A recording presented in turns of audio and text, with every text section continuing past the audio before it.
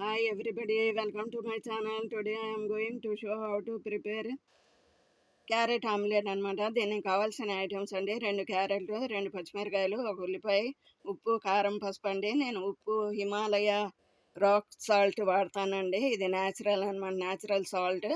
ఇవన్నీ శుభ్రంగా కడిగేసేసి చక్కగా మనం క్యారెట్ని తురిమేసేసి, పచ్చిమిరకాయలు సన్నగా కట్ చేసి, ఉల్లిపాయ సన్నగా కట్ చేసి, కొత్తిమీర సన్నగా కట్ చేసి ఒక డిష్లో పెట్టుకోవాలండి. ఇవన్నీ పెట్టుకొని మనం ఒక గిన్నె తీసుకొని ఉప్పు, కారం, పసుపు కలిపేసేసి నీళ్ళల్లో కొద్దిగా నీళ్ళు పోసి కలుపుకోవాలండి. కలుపుకున్నాక ఒక ఎగ్ తీసుకొని దాంట్లో వేసి మిక్స్ చేసేయాలి. మిక్స్ చేసిన 2 మినిట్స్కి ఇవన్నీ కూడా మనం దాంట్లో వేసేయాలి. ఆ మిశ్రమం 5 టీ స్పూన్స్ వేసేయాలి. వేసేసి స్టవ్ వెలిగించేసి తవ్వ పెట్టి 3 టీ స్పూన్స్ నూనె పోయాలి. నూనె పోసి హైలో పెట్టుకోవాలండి. నూనె చక్కగా కాగినాక మనం ఈ ఎగ్ మిశ్రమాన్ని మొత్తాన్ని దాంట్లో వేసేయాలి. హైలో ఎందుకు పెట్టాలంటే ఈ ఎగ్ ఆమ్లెట్ ఇరగదనమాట, అందుకని హైలో పెట్టుకోవాలి. హైలో పెట్టుకున్నాక ఈ మిశ్రమం ఎప్పుడైతే వేసామో దాన్ని మనం సిమ్లో పెట్టుకోవాలి. సిమ్లో పెట్టుకున్నాక 2-3 మినిట్స్ అయినాక దాన్ని తిప్పుకోవాలండి.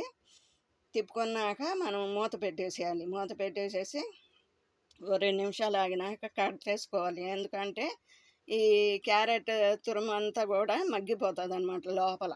మనం తినేటప్పుడు సర్వ్ చేసుకుంటే బాగుంటుంది.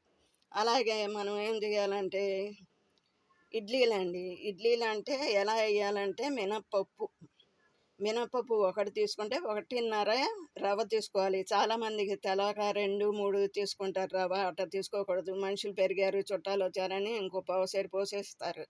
అట్లా చేయకూడదు. అట్లా చేస్తే గట్టిగా ఉంటాయి ఇడ్లీలు. ఇప్పుడు నేను చెప్పిన కొలత అయితే దూదెల్లే ఉంటాయి ఇడ్లీలు. అలాగే మనం గుళ్ళపప్పు తీసుకున్నాం అనుకోండి, గుళ్ళపప్పుకి 1కి 3 వేసుకోవాలి రవ్వ. అప్పుడు ఇడ్లీలు బాగుంటాయి. ఇంకా తగ్గినా బాగోదు, పెరిగినా బాగోదు అనమాట. అయితే నేను మినప్పప్పు తీసుకున్నా, 1కి 1.5 రవ్వ. నైట్ కలిపేసేసాను.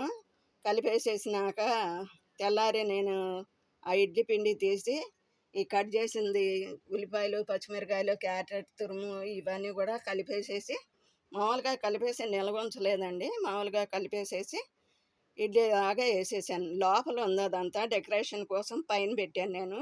ఈ చట్నీ ఈ కారపొడితో తింటే ఆహా చాలా బాగుంటుందండి. మీరు కూడా తినండి, మీ పిల్లలకి పెట్టండి. దీంట్లో చాలా పౌష్టికాలు ఉంటాయి. అవి ఏంటంటే మినపప్పులో ఫైబర్ ఉంటుంది, మ్యాగ్నీషియం ఉంటుంది, ఐరన్ ఉంటుంది, పొటాషియం ఉంటుంది, కాల్షియం కూడా ఉంటుంది. అదే ముసలోళ్ళు ఏం చేస్తారంటే నడుస్తా పడిపోతారు, ఎముకలు ఇరిగిపోతాయి. అట్లా ఎముకలు దృఢంగా ఉండాలంటే మనకి ముసలోళ్ళకి, పెద్దవాళ్ళకి మనం పెట్టాలన్నమాట.